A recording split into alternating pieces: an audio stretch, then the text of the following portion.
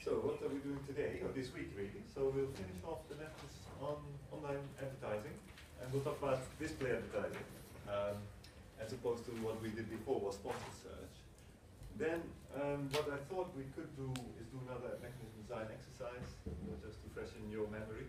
So we'll do the one from the exam from last year. And then we'll see how we go today. The last topic that I'll discuss this week is learning. So we could do that on Thursday.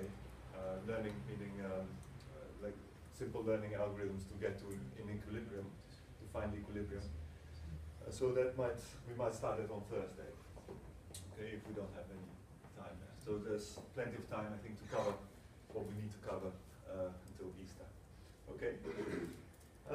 So far we looked at sponsor search, and sponsor search, as you recall, so these are the ads that are shown alongside search queries, right? So Google, Microsoft, Yahoo.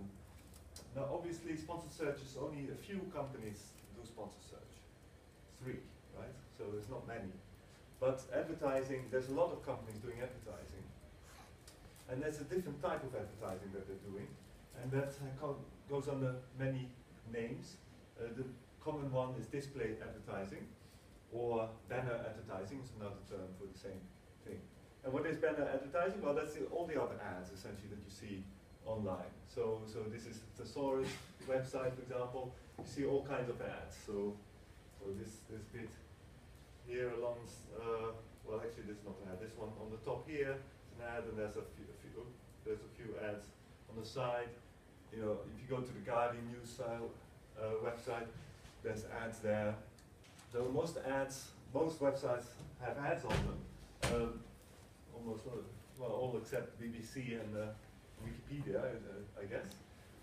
So because that's what one of their revenue streams is, right? So you can set up your own website and also make money by displaying ads. Now these ads work very different from the sponsored search kind of ads that we've discussed so far. It used to be, so these are the oldest types of ads. So when the internet first became kind of global and commercialized, these were the first types of ads you would see, these kind of banner ads. Sponsor search came quite later. And how were these ads determined? Well, there's the using traditional kind of means. So if you look at the advertising companies today, the online advertising companies today, and there's lots of them, and a lot of people, companies actually employ people like yourselves. So that's, they come from the traditional advertising field. So they were used to advertising in newspapers, in magazines. And so how does it work? Well, you call up the newspaper, say, I want to place an ad. How much does it cost me? Well, if you want a big ad, it costs you this much. If you want a small ad, it costs you this much.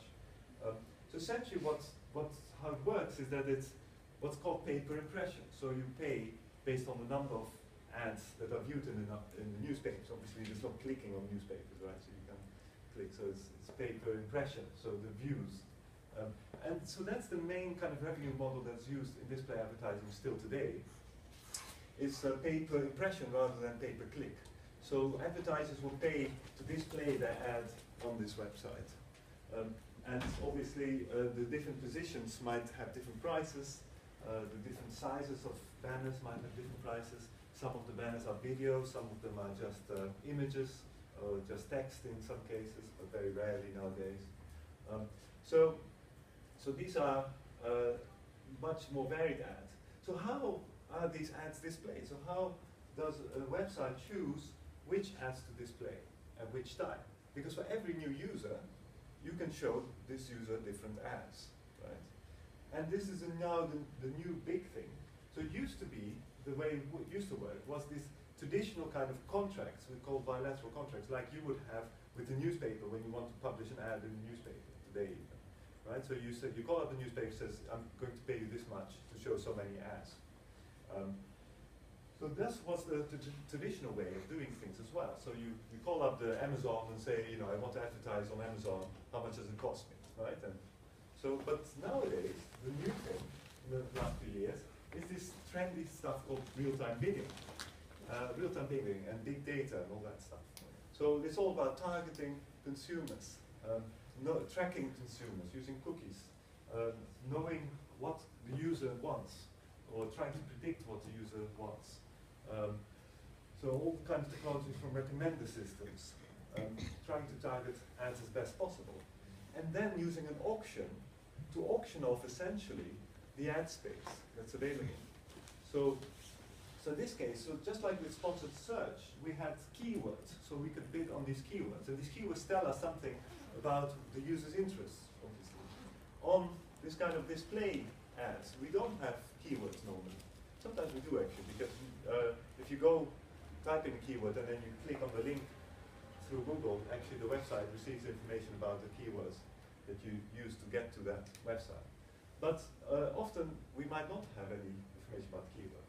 So how do we go about tracking users or understanding what the user wants and then bidding for these users? And how does it all work? So there's lots going on behind the scene. There's lots of companies doing this, and one saying, "Oh, I'm doing it much better than another." And it's important to understand what's going on. And actually, things like the Victory auction is used very frequently, or it's the most common mechanism that's used here in this case as well. So it is very relevant application of mechanism design here. So as I said, so so these auctions are these are run through what's called an ad exchange. So you all know financial exchanges, right? So you have people wanting to buy stocks and shares, and people wanting to sell stocks and shares. Now with advertising, it's a bit a similar concept. So we have websites who want to sell space on their website, and you have buyers, meaning advertisers, who want to buy that space. Okay? So in this case, the sellers are what's called publishers. So they are publishing your ads, and then you have the buyers who want to sell their ads to you. Well, the selling and buying is a little bit of a funny concept here. So you're buying ad space essentially, right? And then the advertiser can use this ad space the way they like it, in a sense, or subject to certain constraints. Obviously, if you show you have a website for minors, you don't want to show certain ads and things like that. So there are issues there. So an ad exchange is then the main kind of one of the first type of companies that kind of matches supply and demand in that sense. So as I said, so banners can have many shapes and sizes, and these ads for display and advertising is typically supplied by these kind of ad exchanges. So in this case, the sellers are called publishers and the buyers are called advertisers, and they get matched through this exchange where buyers and sellers get matched. So it works obviously different from financial exchanges, as I'll explain. Now, different from the click or sponsor search kind of things that we've looked at. So each time a website page or publisher loads for a user, and that's called an impression. So a user sees the website. So every time a user goes to a website, that's called an impression, and advertisers pay per impression. So they actually pay for a specific user to view their ad. Usually, you don't, because one impression usually doesn't cost very much, so less than 1p, probably maybe a tenth of a p or something like that. So it's not very expensive. So usually the pricing model is ppm, which is paid per 1,000 impressions. So they just multiply this number by 1,000, m for meal.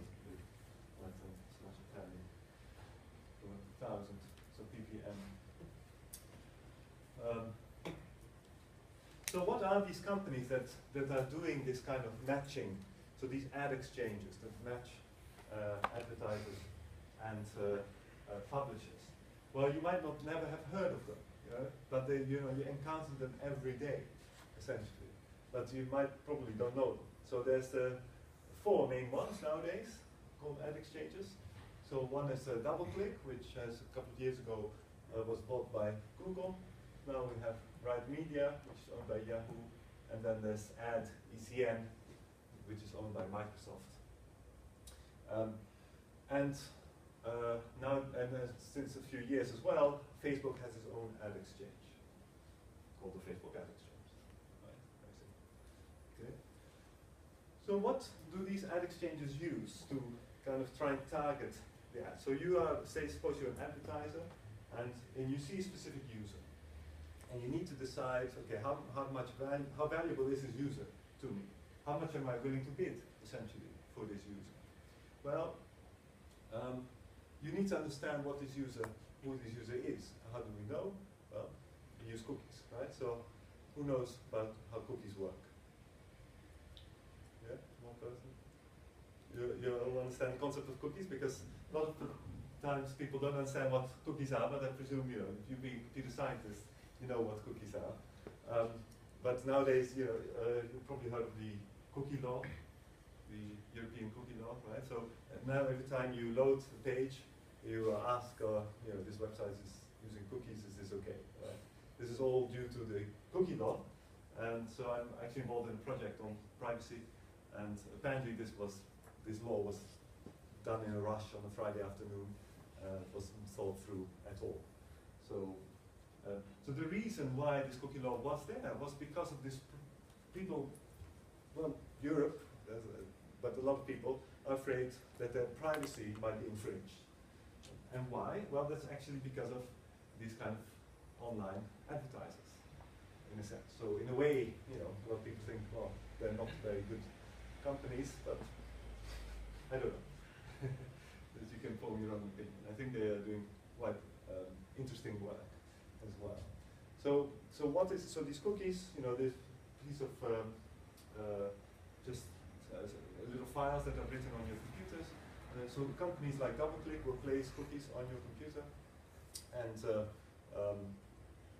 website will have what's called a pixel, owned by DoubleClick, so some sort of script owned by them, or like a frame, and so they have kind of control over part of the website, so they can place cookies. And then if you go to another website that also has a pixel by DoubleClick, that means that DoubleClick can again access the same cookie because it's essentially owned by the same domain, and therefore it knows that you were the same user that were just ordering some shoes on Amazon. Now you're on the Guardian website, and now you see on the Guardian website an ad for shoes because it knows that you're interested in shoes when you went to Amazon. Right? So in this way, these kind of third parties like DoubleClick can track your behavior throughout. It's all anonymous, so they're not allowed to be able to identify you uniquely, because that's when the Data Protection Act kicks in, and then it gets very complicated and messy. So they do keep it anonymous.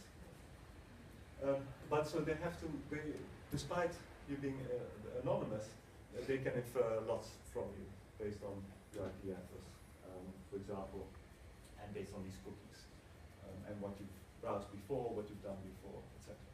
So what behavioral advertising is all about is taking all this data about you and trying to deduce what your interests are.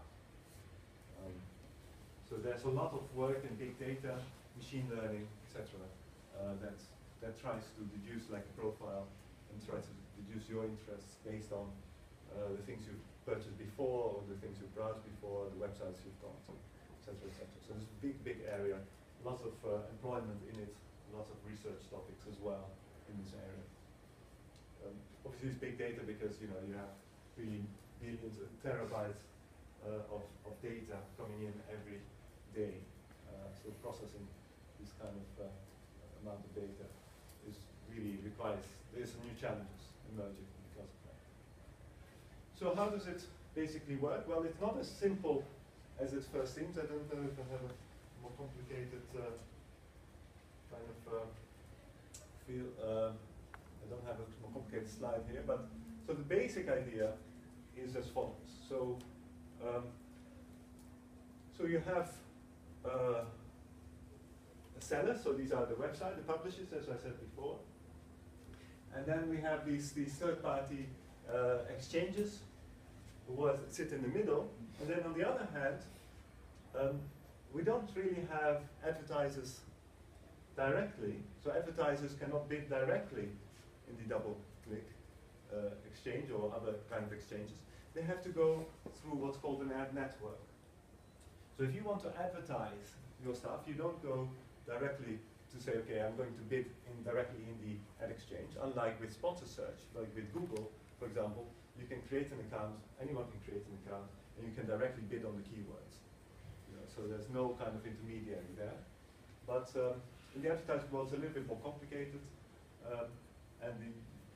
So they work with kind of third-party intermediaries, again, which are these ad networks. So an advertiser tells to the ad network, for example, oh, I want to spend £1,000 a month on advertising, and I want to target a certain type of user, and then the network, on your behalf, will bid in this kind of ad exchange.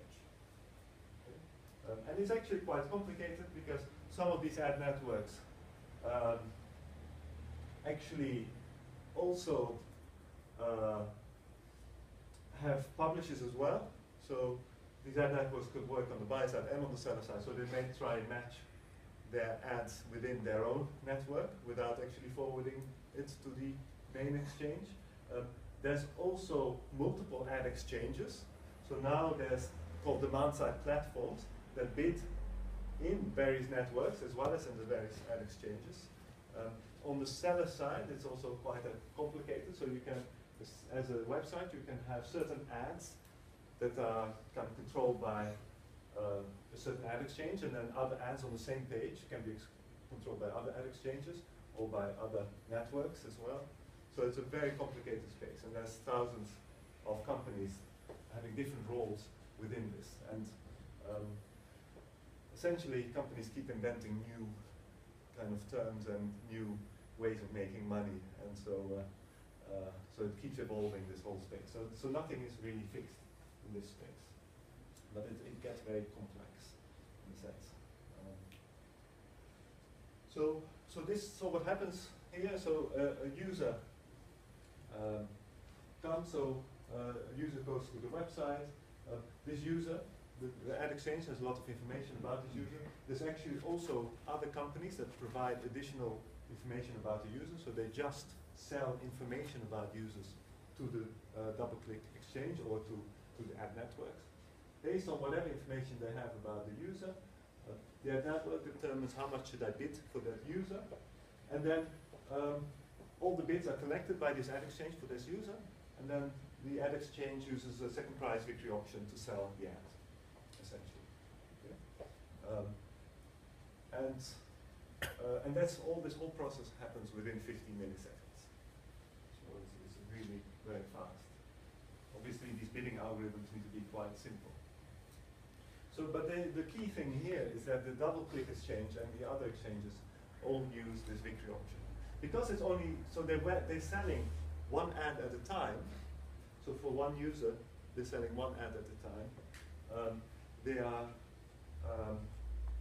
They're essentially using a second price auction. And so that's the main thing. And it always has a reserve price, by the way. So the website, the publisher sets a minimum price that they're willing to pay the ad at.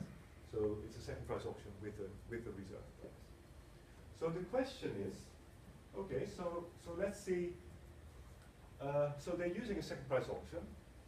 So we know that if you're selling one item, the second price auction is incentive compatible.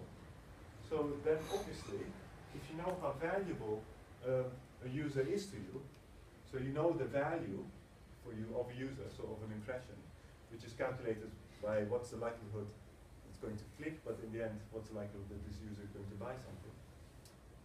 It seems to be a very straightforward process, right? I have to just bid this value. Once I have this value, I should just bid this value. Now, is that true, or is it incentive compatible or not, in a sense? Or are there more complicated issues? What issues do you think could arise from this by using a second price auction in this domain? I don't know if it's too difficult a question to ask. Any guesses what that could be?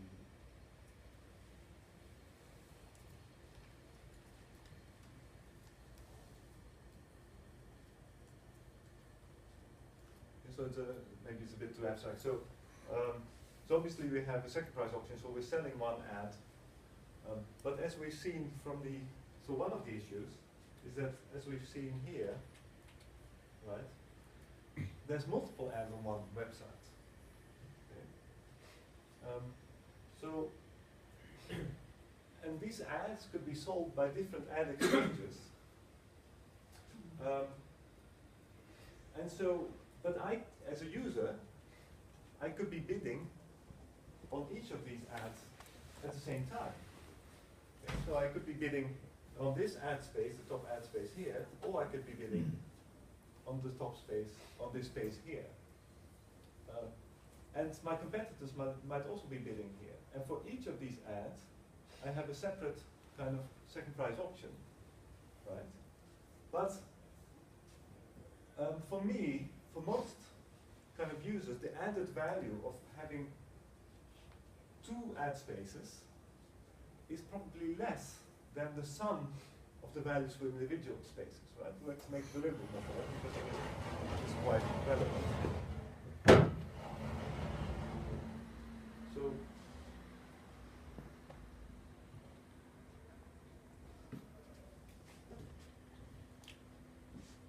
So it's so suppose I have one ad here, right? And I have another ad which is maybe bigger, which is here. Okay? And I can bid on both of these at the same time, right?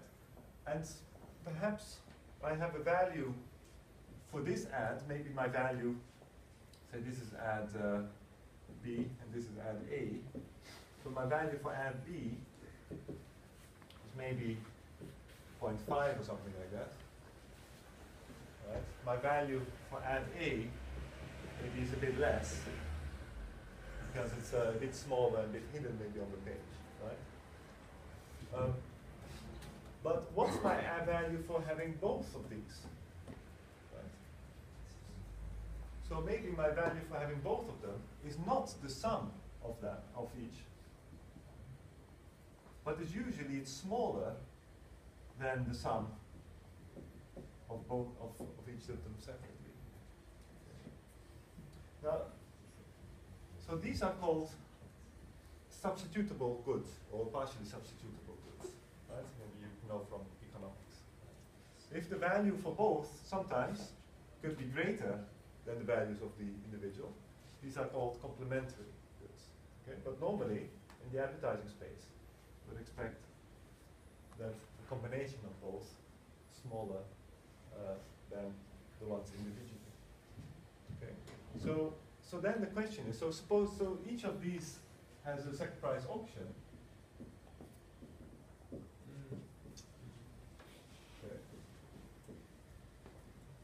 Okay. So I could bid, say, 0.3 in here and 0.5 in here. Okay, I could do that. But actually, if you think about it, that's not optimal anymore. Okay. Right? Because you might end up winning both, in which case your value is not 0.8, but it's something less than 0.8. Okay. So I wrote a paper on bidding in simultaneous victory auctions. And actually, it's quite a difficult problem to solve. Okay? Finding the optimal bidding strategy when you're bidding in multiple victory auctions, simultaneous ones, is almost, it's really difficult. And coming up with a game theoretic solution is almost impossible. So I had to use an approximation algorithm using fictitious planes then, the paper you were reading. Yeah. Okay, so this is quite an interesting problem. So what could we do instead of having, if we could say redesign this mechanism, what should we do? What should we replace this mechanism with?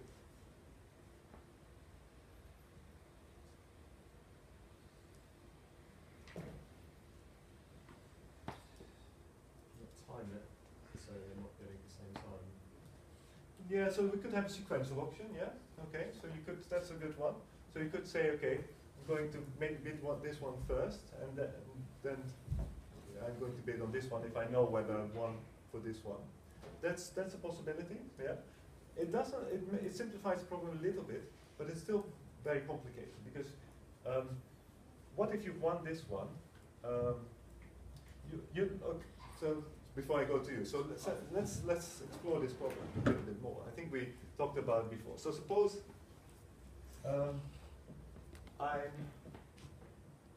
so let's look at so a more abstract problem. So we have two options, or two ads and two options, and you only need one of them. So they are identical, right? So your value for one of them is say 0.5, which is equal to the value for the other, and the value for 1 and 2 is also 0.5, right? So you only want one of them.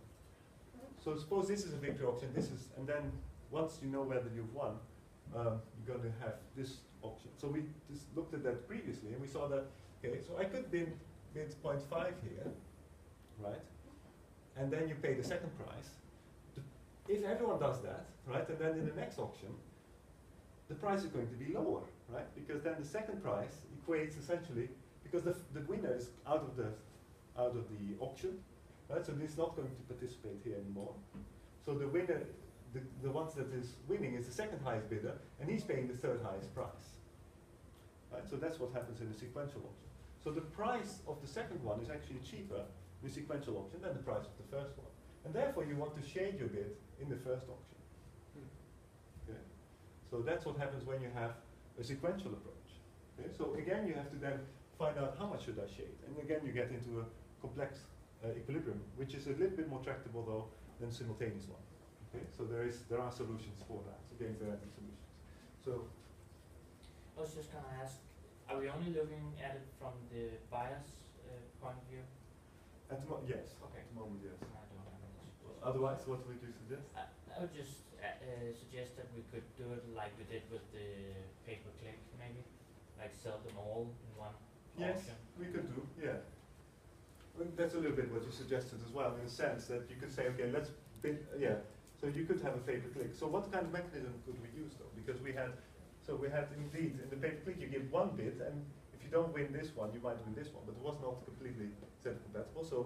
So that's a good option. But the mechanism we could use here, because this ad is much bigger than that one, right? So it's a little bit more tricky than the sponsor search one. Yeah. Could you do an auction where like the top highest bid is, so you could rank your adverts by say size or prominence on the website? Right. So the highest bidder gets, or second highest bidder gets the best one. Yeah. And we'll rank it like that. That's an option. Yeah, I guess so. That could be a good mechanism. That could be fast, and that's a little bit similar to the sponsor search one. Yeah, that could be one. Yeah, could work. Any other? Is there any reason why you couldn't do one big combinatorial auction where you can bid for different combinations? Yeah, exactly. So a combinatorial auction. So exactly. So if we go back to mechanism design, right? So we had this direct mechanism idea, right? Where you feed in your preferences, and the algorithm, has as result the allocation and the transfers, right? So here's your preferences and the allocation transfers. So what are your preferences in this case? Well, there are three values in this case for two ads, right? Your value for just having one ad, A, just having ad B, and your value for having a combination of the two. Right? So these are your preferences in 3 dimensions. So if everyone then tells the mechanism what these preferences are, then yes, we can have a combinatorial option. And then we can say, okay, maybe bidder 3 gets this one and bidder A gets this one. It's exactly the combinatorial problem we were looking at in our mechanism design slides, in fact. Right? We had exactly these type of preferences. And therefore, we can use the VCG option, essentially then, as a mechanism, as an incentive compatible mechanism in this case. And in fact, that's exactly what Facebook does. So Facebook uses the VCG option in this manner. Okay. So Facebook, because obviously Facebook controls his whole page, so Facebook can auction off the various ads, and they use what I've been told a VCG auction, although it's not really, there's not much public information about their auction. So I've been told that people working there. Okay. So this is basically to give you an idea of the issues involved in online advertising. So let me see what other things I want to discuss.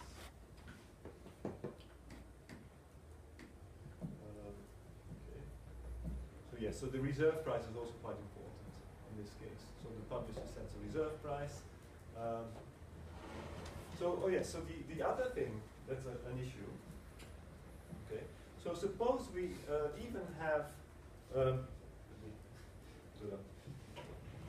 Okay, so there's another interesting research question that's quite critical to these situations. So suppose we ignore the problem of having multiple ads. So suppose we go back to the simple setting where we say, okay, there's a single auction, and this is a second prize weekly auction, and I have a value for this.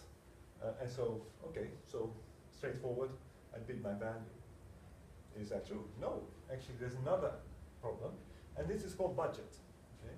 So the fact is that we don't have just one auction, right, on one day. We probably have maybe 1,000 of these. Okay? We have 1,000 auctions, or maybe 10,000 a day. Okay? And you could say 1,000, not just of end users, but say for a particular advertiser, there could be on any particular day 1,000 users that have the right profile. The profile, so he's willing to bid on these users, right? There could be many other users that are maybe of less interest. Okay. So suppose there's 1,000 auctions where he has a value of 0.3, okay, or maybe suppose 0.3, same value in these 1,000, and he has a budget, a monthly spend of say £10. It's not so much, but most advertisers will probably have a bit more. Okay. So now it's becoming a much more difficult problem, because what does this auctioneer want? Well, he has up to £10 to spend. He has a value of up to 0.3 per ad, but he wants to maximize with his £10. He wants to maximize the number of impressions that he's getting. Okay. So obviously, some of these 1,000 users will be cheaper than others. So, because every time every time this auction is held, there's going to be other people competing, right? And maybe some of these other advertisers already have their budget depleted, so in fact they stop bidding altogether, or the profile might be slightly different, so it attracts different types of advertising. So for every advertiser, we don't know exactly what the competition is going to be. And so some of these impressions are going to be cheaper or more expensive than others. Why are they always eating that actually? You want to close the door?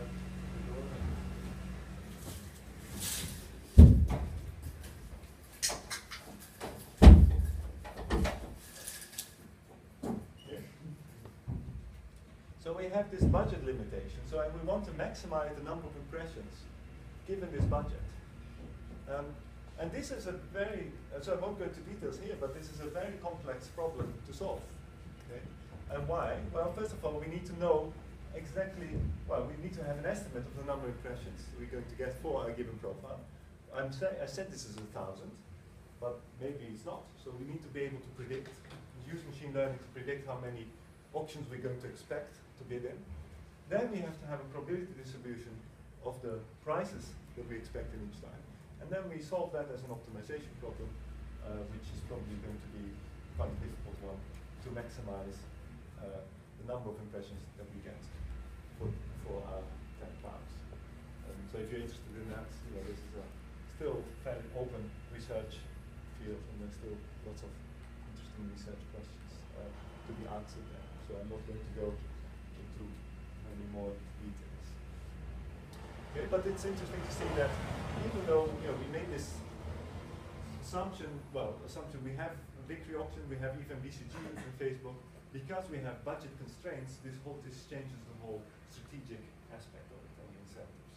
So it's not always as easy as it seems. Okay.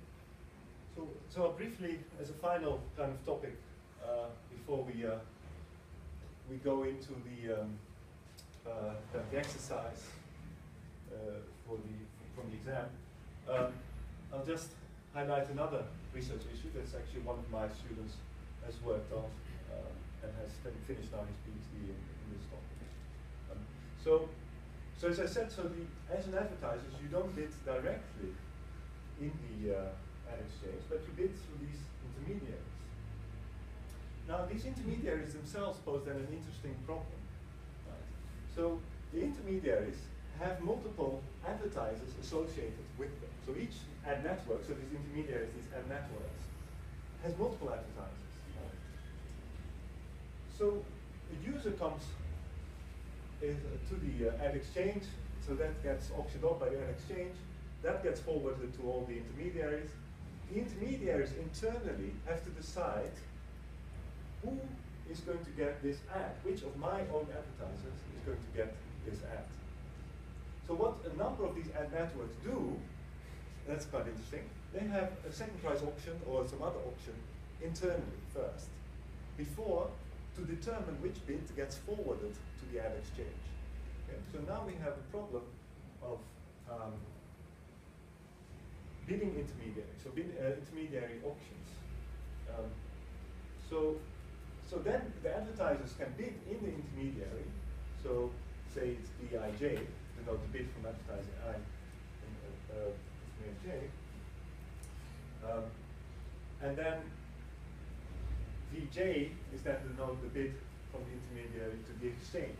So from these bids within the intermediary has to determine what bid should I forward, or what is my value essentially. So what is the intermediary's profit? So obviously the intermediary wants to make profit as well. So how do we do that? So that is an interesting question, and in fact, if the intermediary is having a second price auction, it turns out it's optimal to then submit the second highest bid, which is essentially the value for the intermediary, because the intermediary has to pay the second highest bid, essentially. So second highest bid gets forwarded to the ad exchange, and then that's the kind of optimal strategy for the intermediary to do. But then, so I won't go into too much details, but just to highlight the kind of research questions that are here. So I already covered this bit. So just to conclude, just to highlight a few of these research kind of issues. So online advertising is support application of mechanism design. So the principles of mechanism design are used, not always, you don't always get truthful mechanisms, but in a way you get mechanisms that work well. So the GSP auction, as we saw, is not truthful, but actually it does seem to work well in practice because it uses the principal ideas of a victory auction. Ad exchanges do mainly use victory auctions, but bidding is still complex because, well, you have multiple ads and you have other issues such as budget.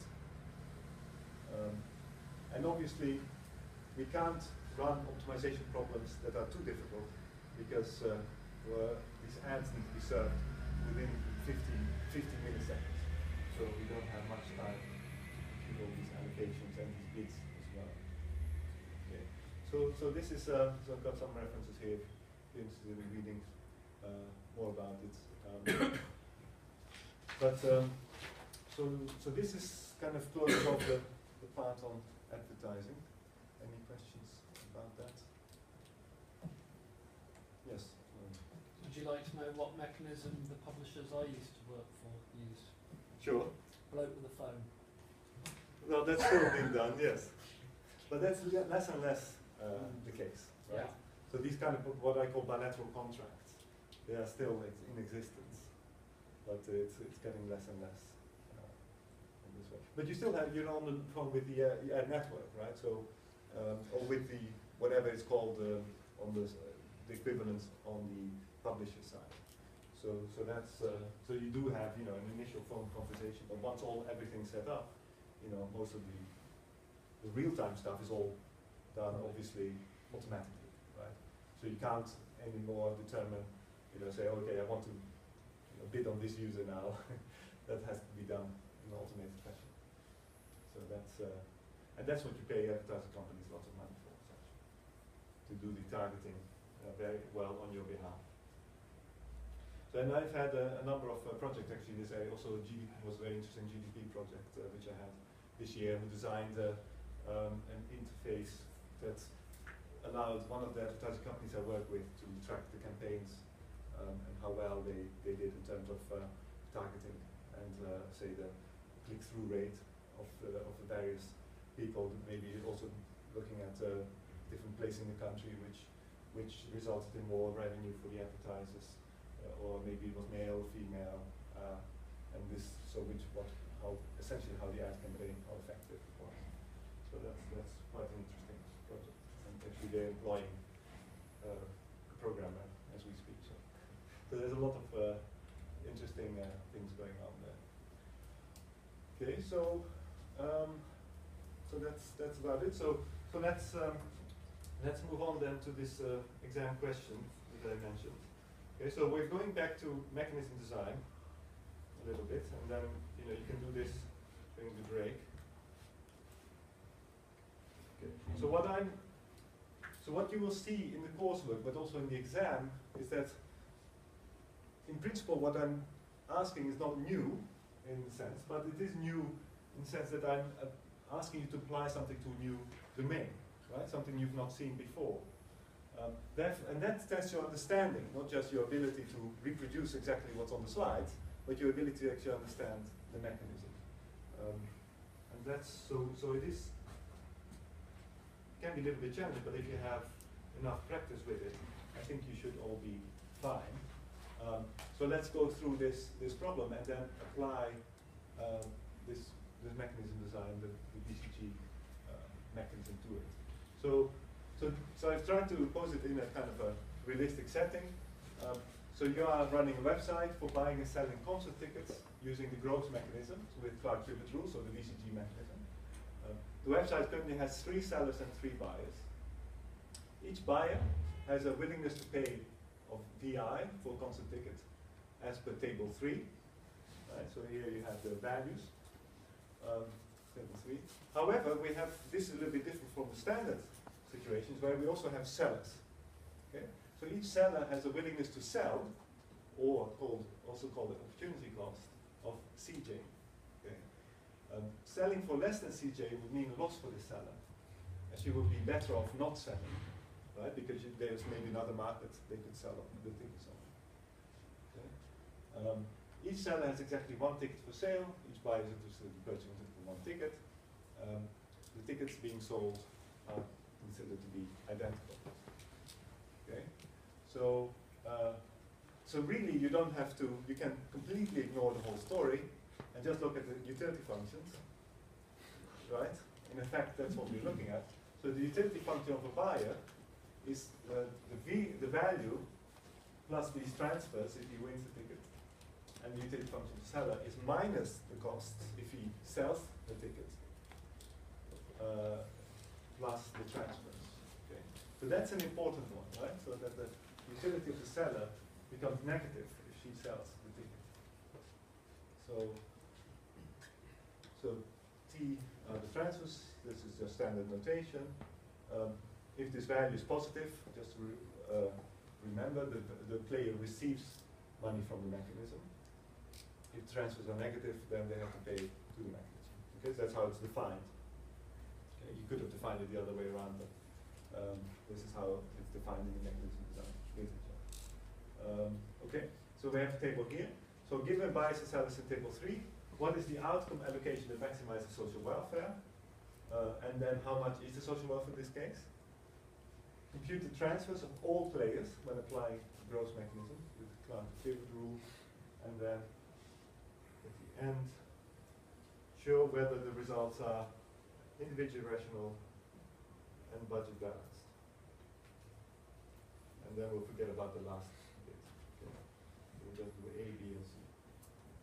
Okay. So So the thing is, by the way, if you have any questions about the coursework, right, and you want clarification of questions, just feel free to ask. Right? Even in exams, you're allowed to ask for clarification. Okay, so we're always on call as lecturers. So you can always ask the invigilator, say, I don't understand, or ask for specific question. Okay, maybe you probably don't know that. That's, probably if you've been here for 4 years, you know that. But maybe in maths you know that. Okay, so anyway, so let's do this exercise. So we can have also a 15-minute break in the meantime, 15 to 20 minutes. Okay, so you can combine those two things, and then we'll see what you come up with. So obviously you do need to know exactly what the Groves mechanism was again. So do you have access to the slides? Yeah. So just in this case you can just look up what Groves mechanism is. I don't have put up 2 things at the same time.